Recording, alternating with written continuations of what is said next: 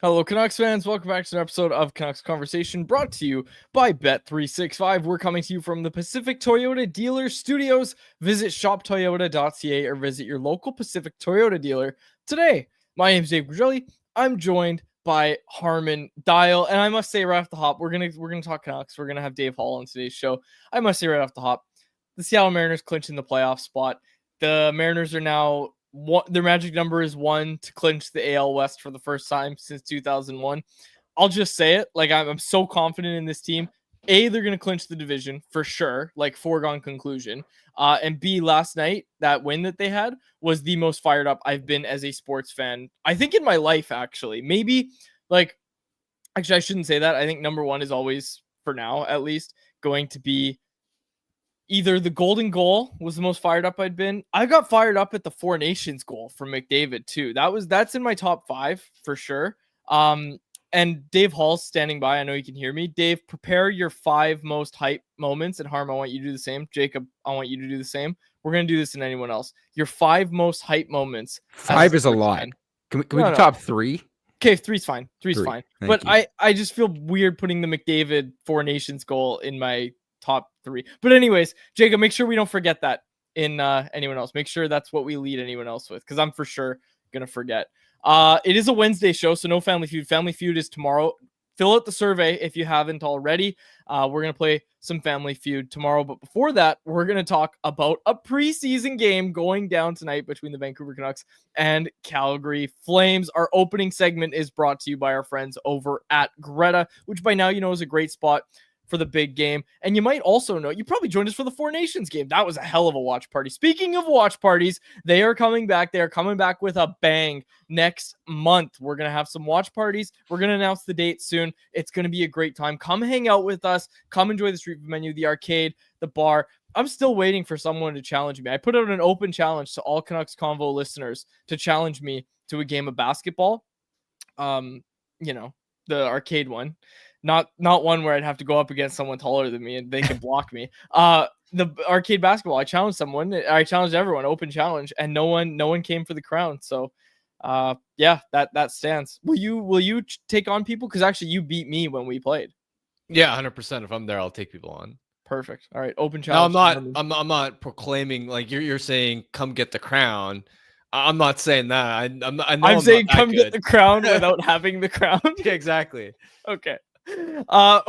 Canucks host the Flames in Abbey. Jeff Patterson was out at the Abbotsford Center this morning, so we have a Scenes from Morning Skate up now on CanucksArmy.com. And the big story from this one, Thatcher Demko to make his first start of the preseason tonight. Again, taking on the Calgary Flames. I love this. I love getting Demko into a game. The only thing I'd say is the group in front of him isn't exactly the, not Elias Pettersson. The top line's going to be like Philip Hedl again. You see Nils Amon in the clip we just played, so that tells you everything you need to know. What I'm trying to say is it's not the most veteran group in front of Demko. It's not a criticism. I don't know where I'm going with it, but I would have liked, if for Demko's first start, to at least have Quinn Hughes there. Give him something. There's going to be the Pettersson-Myers pairing. Maybe I'm wrong about this, but it looks like a pretty, not inexperienced group, but more of an inexperienced group than you would see for a typical home preseason game. But of course, that's because this one is in Abbotsford. They're not making Quinn. Oh, I think Quads is frozen. Okay, yeah, I was worried for a second there. Oh, here we go. We got him back. Quads, you cut out there right when you said Quinn Hughes. The hockey gods cut you off. So, well, damn. Okay, I think I'm back. What the hell's happening? My computer's jumping up and down. All right, you're good now. We can see you. We can hear you. You're good. Yeah, but I wish I could share my screen, my tabs. Okay. Anyways. I don't even remember what I was saying. Yeah, Demko plays tonight. I don't know. Would have liked a more veteran group in front of him. That's all. Yeah, I mean, anytime Demko gets into game action after a long time, the biggest thing is just make it through healthy. And I'm also curious to see, he may not get the full game depending on the workload. If he ends up facing a lot of rush chances to the first period or two, then there's a pretty good chance that he could, after the first or second period, swap out with Tolopilo, who I believe is backing him up. So I think that's the way to protect against it, is if he's getting shelled because the group in front of him is a little inexperienced, then just don't play him the full 60 minutes. But for Demko, it really is, I don't care how he looks, just make it till the end of his start healthy. And also, like, make saves, right? Make saves the way you were at camp. He was so good at training camp. He was great in that scrimmage. Everything. Like, J-Pat even wrote about it. It seems like an underrated part of camp, maybe for the fact that, you know, we were kind of just expecting him to be healthy, was A, he was healthy, but B, like, he looked so good. He looked so good at camp. So I'm looking forward to watching Thatcher Demko tonight. As we work through the rest of the playing group here, you're going to see Nils Höglander again. Like I said, Philip Hedl is basically the first line center. Archdeep Baines, no Braden Coots tonight, no Kiefer Sherwood. Yeah, it's an interesting group. Is your boy Lekker playing? No, he's not. My boy. Yeah, Lekker not playing. You seeing Vilmar Olsson. Okay, preseason debut for Ratu and Linus Karlsson. Wonder if they're going to skate on that line with Vitaly Kravtsov as well.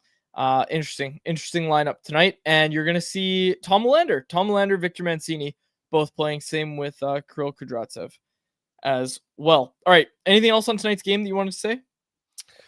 Just looking at Brendan Batchelor's projected lines at morning skate, I find it's kind of funny that they have Baines, Sasson, and Karlsson on a line together.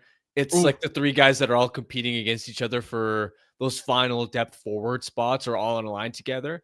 I think it could be a fun line with Sasson speed, Karlsson's net front scoring, and Baines' playmaking. And Baines especially needs a huge bounce back game after what I thought was a pretty disappointing preseason opener against the Kraken. But really, with that line, it's going to be who stands out, because we know Ratu has a leg up compared to those guys because of his pedigree, his center ice position, and just they'd be more scared of potentially exposing him to waivers than those other three guys. So it's really that Abby line that I'm most intrigued to watch tonight. Okay, because my computer was going haywire, I actually couldn't read J-Pat's line combinations in scenes for morning skate. I'm sorry, I just realized Mackenzie McEachern is skating with Philip Hedl and Nils Höglander. What's going on there? I don't know. Maybe big body crashed the net. I mean, Hedl and Höglander aren't the biggest guys. We did our season predictions yesterday, and we did a lot of over/under on point totals. Over/under NHL games played this year for Mackenzie McEachern. Set it at 4.5. Under. Give me the over. Mackenzie McEachern, sleeper pick to play some games for this team. Write it down, Jacob. Add it to the season predictions. Just we did like Quinn Hughes points, Elias Pettersson goals, all these important stats, and then just at the bottom, Mackenzie McEachern games played over 4.5. All right. No more about tonight's game. Let's we're gonna break it down tomorrow. Let's bring in our guest. Oh, excuse me. We've got a super chat. It's from Spatzilly in the YouTube chat. I said we'd save it for anyone else because it's okay. It's a top sports moment, but we can use it's a super chat. We'll read it. We'll read it right away. It's from Spatzilly. Burrow's goal from Kessler to tie Carolina saved the coach and core. Underrated hype Canuck moment. That's a good one. That's a good pull. I like that. If you want to make sure your question or comment gets on the show, hit us with a super chat. Proceeds from our super chat go to the BC Mental Health Foundation, changing the face of mental health and addiction by supporting breakthroughs in care, public understanding, research, and knowledge exchange. That was a $6.99 donation from Spatzilly. Thank you for that. Appreciate that. All right, let's bring in Dave Hall. Dave joins us now. Blackfish this week. Always a good read, but I really like this week's as well. Dave, what are you? What are your takeaways? I read them, but just to verbalize it for those that haven't read it, training camp preseason takeaways for Canucks prospects. Well, I think, I'd be remiss if I didn't just bring up Braden Coots right off the hop. Obviously, he's been kind of the talk of this whole month, really. We thought he was going to come in strong at the prospect showcase. Unfortunately, only got 2 periods, but then, he came out guns a-blazing through training camp and now the preseason game. So I think he's been my, I'm still on team, bring him back to Seattle. Maybe he can go catch some playoff games. But, I think he's definitely making the conversation interesting for him to get a couple games here. A couple of days ago, Quads and I had a pretty fired up debate on how concerned we should be about Lekker underwhelming camp in preseason so far. Where are you at with your concern level regarding Jonathan Lekkerimäki? I don't think I'm concerned yet. I mean, it's not great. Obviously, it's not the best endorsement, but I don't know. I don't think you can get too overworked just yet.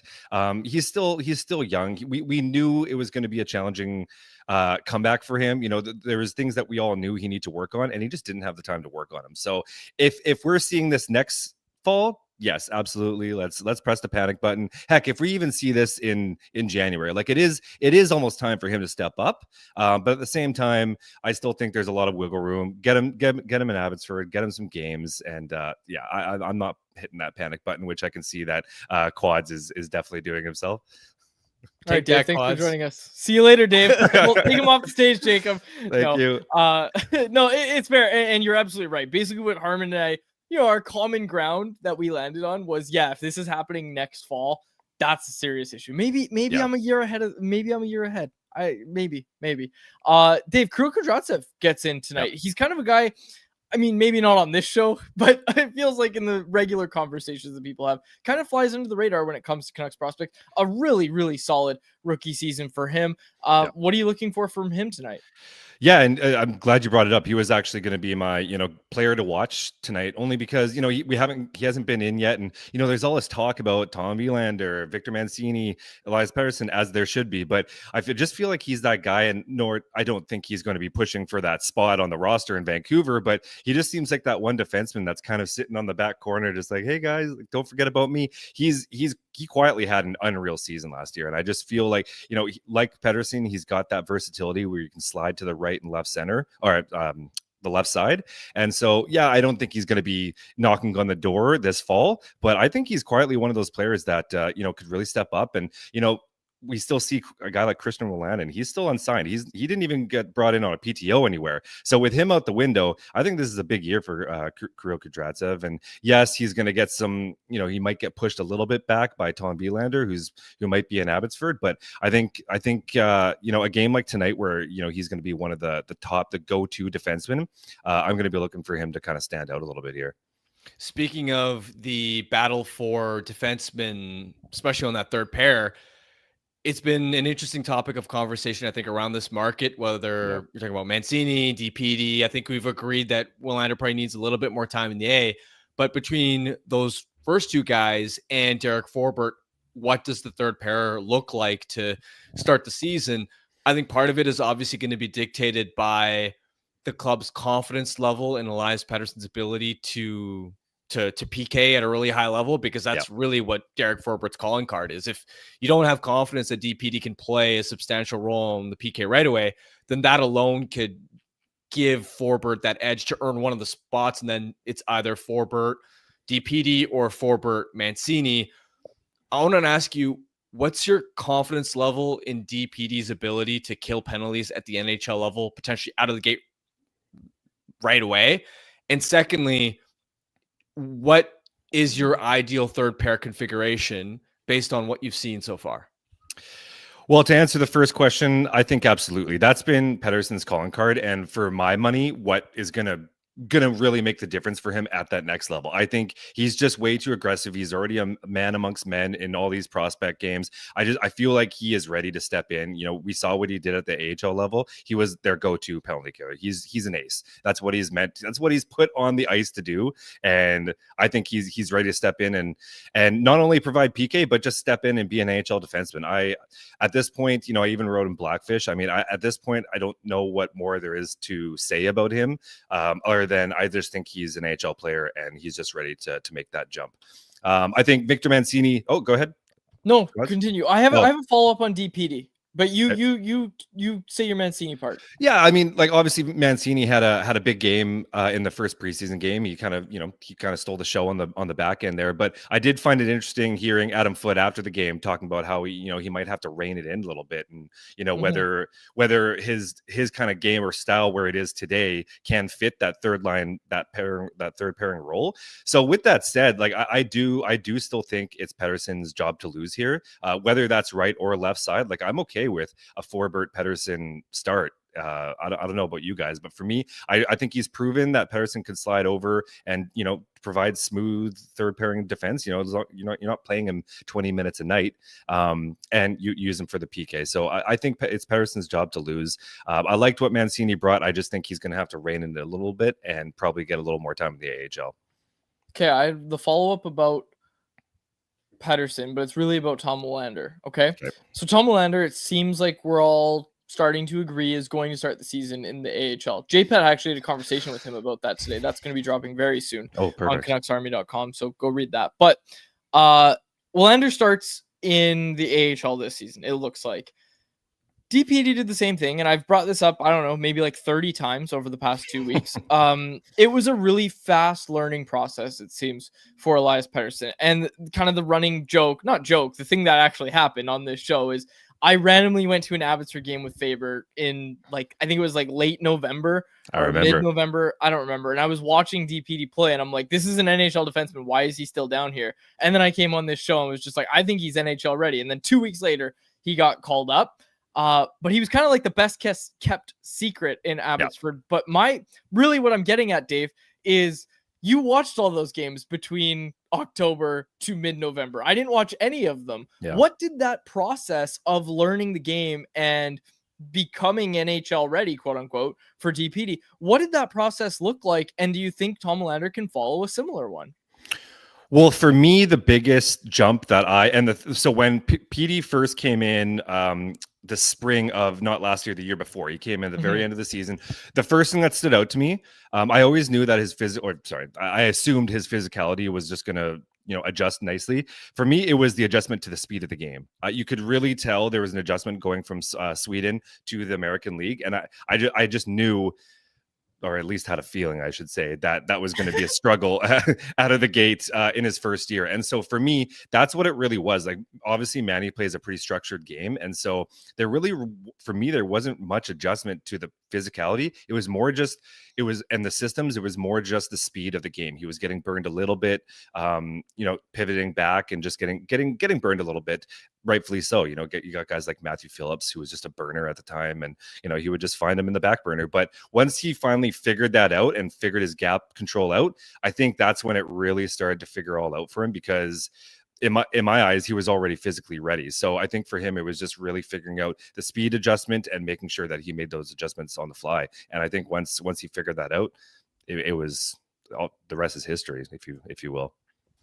Between Karlsson, Sasson, and Baines, who are you most optimistic about as far as being able to make an NHL impact for the Canucks this year? I'm going to say Karlsson, only because I think his skill set is going to be, it's going to be that fourth line, right? Like, I don't know if Archie Baines is a fourth line player. I see him more of as like a top nine, third pairing or third line at least. Everyone knows here, if you've been following my work, I'm a big Max Sesson fan. I love his wheels. I love the way he plays the game. He's kind of a one-man show to drive play. So I'm rooting for him. And I think the fact that he plays center, although we've heard reports that the club doesn't see it that way, but I think the answer probably has to be Karlsson. I just think the way he plays the game is fit for that fourth line role. He could even be a nice utilized player on that power play, that second power play, working down low. He's a magician down low on the line there. So overall, I think because of those things, he's probably going to get it. All right, Dave. How excited were you with the Mariners last night? You're wearing your jersey today. Someone said you're wearing your full uniform. Do you have baseball pants on right now? I have track pants on, so it's close enough. It's close enough. No, okay. Listen. I'll be turning 36 in a couple weeks here. I've seen them this is going to be the 6th time they make the playoffs in my 36 years of being on this earth. So yeah, I'm pumped up. And I mean, hey, it just goes to show what can happen if you actually buy at the deadline, right? Like, we've got all these guys performing, and last night was pretty awesome. But how about that Julio catch the other night to make that double play against the Astros? Like, that was, if not just as big. Obviously they clinched last night, but Robles. It exactly. was Robles. Julio was behind him. Thank you. But it's just, ride those vibes all the way to late October. Here we go. I love it. I'm so excited for October baseball. Mark in the chat said, "Can someone get Harm a Jays hat to balance this out?" I actually do have a Jays hat. Go get it, Harm. Go get it for tomorrow. Awesome. Yeah, I mean, I grew up here on Vancouver Island. I grew up with the Ken Griffey era. We had, I've always liked the Blue Jays a little bit. I've always liked the Expos. Most of my family is from Montreal, but I've always been a Mariners fan. And like I said, it's the sixth time they've made it in my entire life. So I'm a true fan when they give me nothing except for this year. So love it. I can't wait. It's gonna be so good. Yeah, this is the best time of year as a sports fan. Dave, before we let you go, do you want to give us your top 3 moments that you don't even have to have been there for them, just sporting moments that got you the most hyped? Yeah, mine are going to be, unfortunately, pretty generic. You mentioned the golden goal. That has to be one. If you're a Canadian, that was just a huge moment. Slaying the dragon was a big one for me. I just have and not only because it was a big goal, I also just have a pretty funny story that goes along with that one. So that for me was just a standout moment where I had to work late that night. Unfortunately, I couldn't get it off. Luckily, they went into the wee hours of the night, and I was actually running to a buddy's house to go catch the OT goal, and I looked over at someone's house in their living room, and he scored the goal, and I started screaming on the street. They came out, invited me in, and we all celebrated together. So it was a great moment. But also I don't know why this stands out for me, but the Matt Cook goal against the Calgary Flames to go into overtime. I was a little bit younger at the time, and that just really pumped me up. Obviously, I believe it was Jelena's ended up beating them in overtime that game, but that specific moment for me was just a real standout moment. I was a big Naslund fan, as most people were, and so I just remember him breaking up the wing and Matt Cook just depositing that garbage. So I love it. Dave, thanks for joining us, man. Appreciate it. As always, thank you guys. Have a good day. There he is. Dave Hall. Go read his work at CanucksArmy.com. All right. Man, yeah, I really want to do this exercise. I see you cooking it up, Harm. I see what you're doing right now, that you're trying to get your 3, and the chat's starting to get theirs in. Well, no, I feel like my top 3, Dave had already mentioned 2 of them, so I'm trying to think of other ones. So I'm not. I've got one that Jacob might also have. Yeah, I think I know. You might have it. So, I think, guys, let's just right off the top here say no golden goal. We know that's that's on all of our lists. Let's do top 5. I'm saying top 5, man. We're all gonna have the same top 3, but if you go to 5, we'll have different ones. No, well, I think if we just agree there's no golden goal, and then we pick our next 3 more. Okay, so are we all saying golden goal's number 1? Yeah, I mean, all right. I was 10. I wasn't number 1 for me. Yeah, it wasn't number 1 for me. I was about 10 years old. 2011 Yeah. run. Yeah, okay. Exactly. That's right. But I think it was the golden goal in all of our top 3s. Yes. Yeah. Yes. Okay. So that's fair. Okay. So we can push that aside. We know that's going to live there. 3 other moments. I've got my list. We'll get to it very shortly. And anyone else. Let's get to anyone else right now. It's brought to you by the Daily Faceoff Survivor Pool, which is officially live. If you think you've got the hockey knowledge to go the distance, this one's for you. It's a game of elimination strategy and a $2,500 grand prize for the last fan standing. Here's how it works. You start with 2 lives. Each round, you pick 1 winner from the slate of NHL games. But here's the twist. You can only use each team twice throughout the entire contest. Get a pick wrong, that's 1 life gone. Lose twice, and you're out. The pool runs until there's just 1 person left standing, and that winner takes home $2,500. So, are you ready to outlast the rest? Sign up now at dailyfaceoff.com or hit the link in the show notes. May the best fan survive. And of course, it'd also be remiss if I didn't mention the Vancouver Canadians, who we want to thank for their support all summer long. Their season obviously has come to a close, but you can watch some of their players compete in the MLB postseason because, man, oh man, Trey Savage named Minor League Baseball's Player of the Year. Don't miss out on the next Trey Savage, getting the chance to go see the next wave of great big league players. You can do that at the Nat. Take a look at next year's season ticket options. Make sure you don't miss out. For more information, visit CanadiansBaseball.com. Honestly, jealous of people who got to go to that game for $15 and got to see Trey Savage just shove it down other teams' throats, and now he's pitching in the big leagues. I'm jealous that people got to see that. And one of those people is my buddy who was watching Trey Savage pitch and even said this dude is gonna go to the big leagues. And yeah, anyways. Thanks to the Canadians. Let's get to anyone else. We're gonna have enough baseball talk over the next couple of weeks. Okay, top 5 or top 3, I guess, not including golden goal. sporting moments. Up there for me, and I don't know exactly how I slot it, but man, and I know Jacob has this one too. Jose Bautista's home run in the 2015 ALDS in Game 5 against the Texas Rangers. Like people hear Game 5 and I don't think they remember that the ALDS is 5 games. Like that was going to be the end of the Jays season. And who knows what happens after that. That Cinderella run that they went on. Josh Donaldson wins the MVP award. If they were out in the ALDS, that's a massive failure.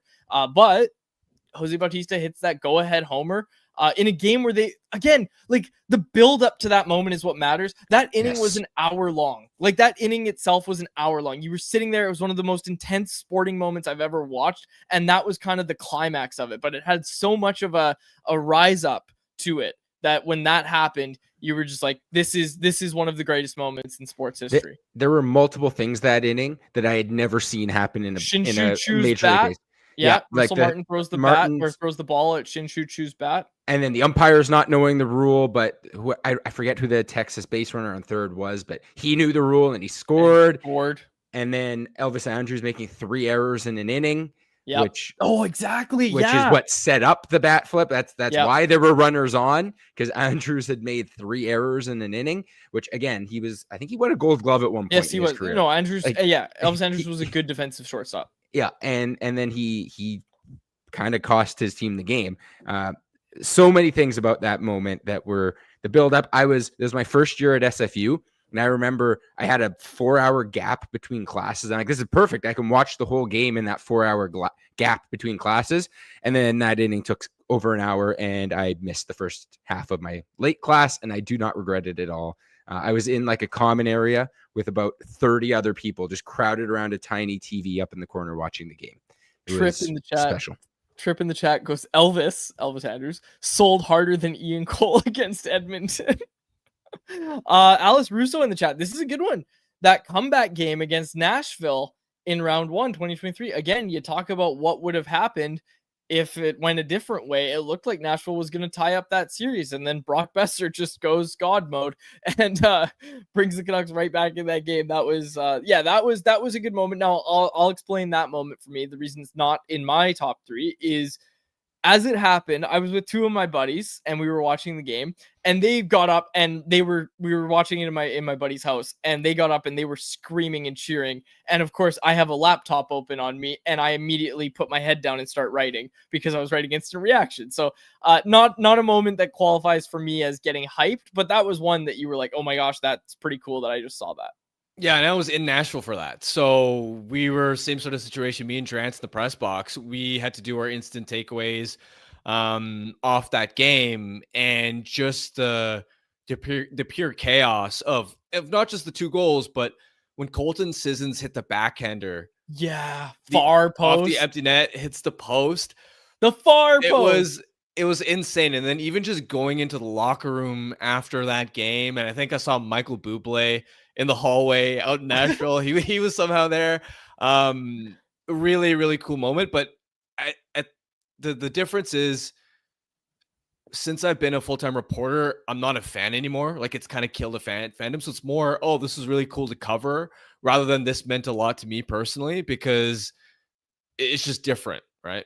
Oh, the only thing that meant a lot to me personally was Archer Silov's shutout in the playoffs. That meant a lot to me personally because I got to take a bunch of victory laps. Kidding, of course. But Tripp said this one. This is a good honor. This is a really good honorable mention, but it's not in anyone's top 5. But it's a cool honorable mention.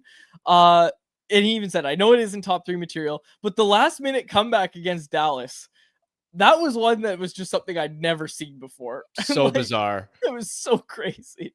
I'd never seen anything like it before. So that's a good shout. But no, again, I don't think that was one. Even if you're a fan, I don't think that was one that you got top 3 or top 5 hyped for, because the Canucks were already out of the playoffs. Like, yeah, Atu Ratu was behind all that because they were way out of it. But anyways, okay. I think Harm should give his first one, because mine was the Bautista bat flip as well. Yeah. That was my number 1. Slaying the Dragon, Burrows. Yeah, round 1 against Chicago. I mean, I'm trying not to have all my top 3 be that 2011 run, but honestly, all 3 moments would have been in that 2011 run. Whether it was that when Burrows scored the OT winner in Game 2 of the Stanley Cup Final, I thought it was over. I was like, oh, they're up 2-0. And especially they'd beaten Chicago in 7 games. They beat Nashville in 6. They beat San Jose in 5. And so they're up 2-0. You're like, oh, this is fate. This is destiny. They might just sweep the Bruins and go 7-6, 5-4 on their way to the cup. That was an amazing moment. And it's unfortunate. Don't forget Bieksa too.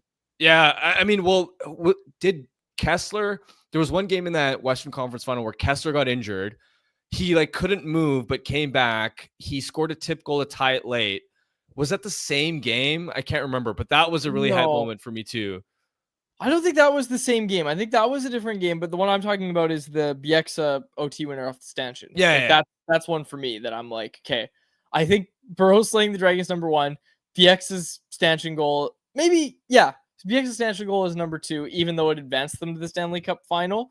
That's #2 for me because that was when it was like, saw everyone I was watching, adults, right? I was a kid. Everyone watching that had been lifelong Canucks fans were just so fired up. And it was like, the Canucks are going to the Stanley Cup final. I was like, oh my gosh, this is awesome. I'm just becoming a Canucks fan, basically. I'm going to see them be great for years now. They're going to be in the Stanley Cup final every year.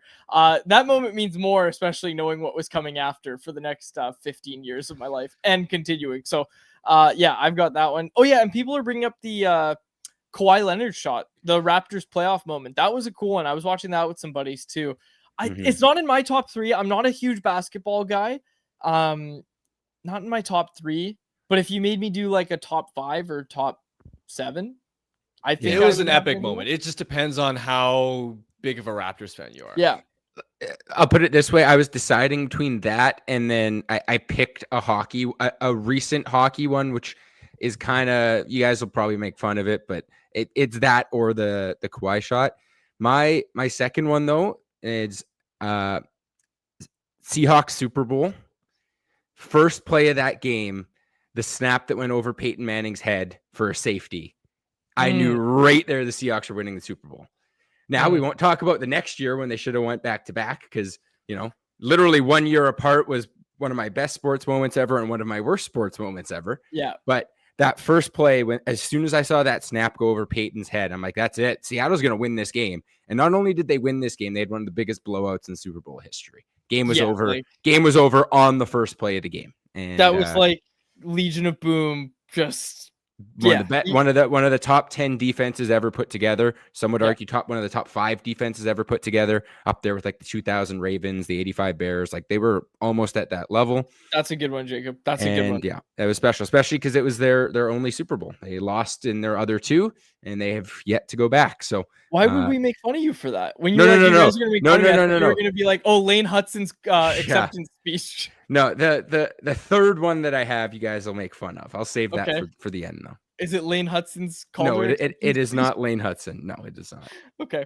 Okay. And Charlie in the chat, who I think is from Seattle, based on Charlie is from Seattle. So Charlie's saying being at the parade was a core memory. Whole city was out there, and it was so cold. Yeah, I got to get to a Seahawks game. I've never been to one. I would love to go to a Seahawks much fun. Game. But again, you know what? I know this to be the case too. Seahawks games 10 years ago were way better than they are now. Like, the seismic activity and all that stuff. It's coming. It's coming back though. This year, Sam Darnold? Sam was really good last week, but but is it actually coming back? No, it is. The defense. Their defense is top 5 in the league right now. Top 3 in the league. All right, cool. Only team not to give up a rushing touchdown so far. So it's not going to be this year, but in the next 2 or 3 years, Seattle's going to feel like it did back in the early 2010s. Okay. Now I'll give you the other one. My third recent Cal Raleigh's homer against the Athletics. I think Acevedo was pitching to send them to the playoffs. That was Cal. And I just, everybody's heard the name Cal Raleigh now. I'm going to get up on a soapbox for just a second here and explain how much this guy means to the city, to Mariners fans. Hits that homer to send them to the playoffs. Okay. Then they miss the playoffs the following season. Then they miss again. And that year, Cal calls out ownership, which has been historically cheap and not commit. They committed to Julio, which is great. And that's like the first time in years. But this is a team that lost Alex Rodriguez early in his career. Never spent much. I know it was different ownership back then, but the point being that it's not really a big market team that spends a ton of money. Like, they're not the New York Yankees. And we get that. We all know that. But it was really becoming like, okay, like, you have something special here. You have the best pitching staff in the league. The Mariners starters last year put together, one of the best seasons we've seen this decade. And we didn't see them capitalize on it. The offense was so bad that they didn't make the playoffs. And Cal basically said, like, you look at the teams that are making the playoffs, like, they're going out and getting guys at the deadline. They're going out and signing guys in the offseason. We need more players. And then the Mariners went out this season. They go get Gino Suarez back. They should never have lost him. Then they get Josh Naylor, who hits the bases clearing double last night, which is, if you had me to name 6, yes, I would say the regular season game against the Colorado Rockies, because last night that bases clearing double is what sent them to the playoffs this year. So it's in there for sure, but Cal's comes in at number 3 for me. And yeah, people trip in the chat, Hall of Fame nickname. Yeah, Cal, the big dumper. What I was saying is, he calls out ownership. The coach at the time, Scott Service, shout out Scott, says, oh, well, he needs to, smarten up. He needs to check his words. He kind of, didn't really defend the player very much. And then ownership went out and, well, A, they fired Scott Service, but B, they went out and got these players and got a team around them. And now it's all coming together. And, like, dude, the guy's having an MVP season. He might not win the award, but he's definitely the team MVP by a country mile. And he's just been really special. I think that dude needs a statue in Seattle. I'm really excited for this playoff run that I think they're going to go on. And like I said, man, Cal Raleigh is just more special than people think. I also have to go off the board with, I don't know if this is top 3, but it's definitely top 5. Especially me, because I love Schadenfreude. I just love seeing things catastrophically blow up. And so 2013 Leafs blowing that 4-1 lead to the Bruins. And then not only that moment, but that's setting the stage for every other catastrophe and blown lead and botched game 7 to come, up until I can't tell you because I don't root for teams anymore, but I can't tell you how much glee I had watching Panthers Leafs, and the Leafs just lay another egg in a game 7. It was just so funny to me. Yeah, that's a really good one, Harm. And you know what? Kudos to you. That's a good hater pick. That's a really good one. I love that. That's in my top 7 for sure. Yeah. All right. I've got one more. And again, I was deciding, like, in reality, it's probably the Kawhi shot, but this one here, it kind of was something where it's like, okay, things have changed. In 2021 playoffs, obviously Montreal goes on their crazy run to the Stanley Cup final. That was really it for Shea Weber and Carey Price. They gave everything they had to try and win a Stanley Cup. I knew that was never going to happen. Tampa was too good of a team. But in the first round that year, Toronto had a 3-1 series lead. Carey Price has a really good game 5, keeps them in it. Game goes to overtime, and Nick Suzuki and Cole Caulfield get a 2-0 in OT. They go give and go. I think it was Suzuki who actually buried it. I don't know. They literally just passed the puck back and forth 3 times like it was a video game in alone from the blue line. Won that game, and then ultimately they won the next 2 thanks to Carey Price. That was, for me, special because that was the last time. Like, Carey Price was my favorite goal. I loved Roberto Luongo, but like Carey Price was my favorite goalie growing up. And that was the last time I got to see him at his very best. He was able to make it back to the NHL for a couple games here or there, but that series was kind of like Carey Price's final hurrah in the NHL. And that's why it's special for me. And then, of course, Suzuki and Caulfield, that was their kind of coming out as, hey, this is the next generation of Montreal Canadiens. And this team might actually have players capable of putting up like 90 points or 30 goals in a season, because that just doesn't happen for Montreal anymore. So that was my number 3. I like Good it. pick. I like it. Harm, do you have another one? I'd say Henrik scoring the quadruple OT winner against Dallas. I was 7 years old. I don't know who the hell let me stay up that late. But it's really memorable to me because it was the first like really big moment that I could remember as a Canucks fan, just like getting really hyped. So obviously they didn't go that far in the playoffs that year, but just that game going that long, and them ultimately coming out on top was really cool. I like it. Another one in the chat. This is good. So Tripp, first of all, Tripp said, I played against Josh Naylor in high school once. Dude launches baseball. I love it. And then Tripp also said, if McDavid doesn't re-sign in Edmonton, that'll be up there for me. That's so funny. All right. Oh, Tripp just had a really good follow-up. You're going to have to jump in on that one, Quads. Oh, I actually played against Chris Faber in high school, who's the best player of them all. Okay, obviously we're talking baseball here. Yeah, I've seen footage of Chris Faber playing baseball in high school, and yeah, it was not fair. Chris was basically the size he is now in high school, and yeah, I played with a couple guys that were like that, and yeah, it was not always fair, but it's okay when they're on your team. All right, I don't know if we ever mentioned it on the show, Quads, but I coached against you when you were playing baseball. Oh yeah, that's right. Yeah. And I remembered, Quads, because I'm like, oh, they got an Italian kid at shortstop, and I think you were hitting leadoff that game too. So I'm like, oh yeah, they got little short Italian kid playing shortstop, and I liked your game. You played good baseball.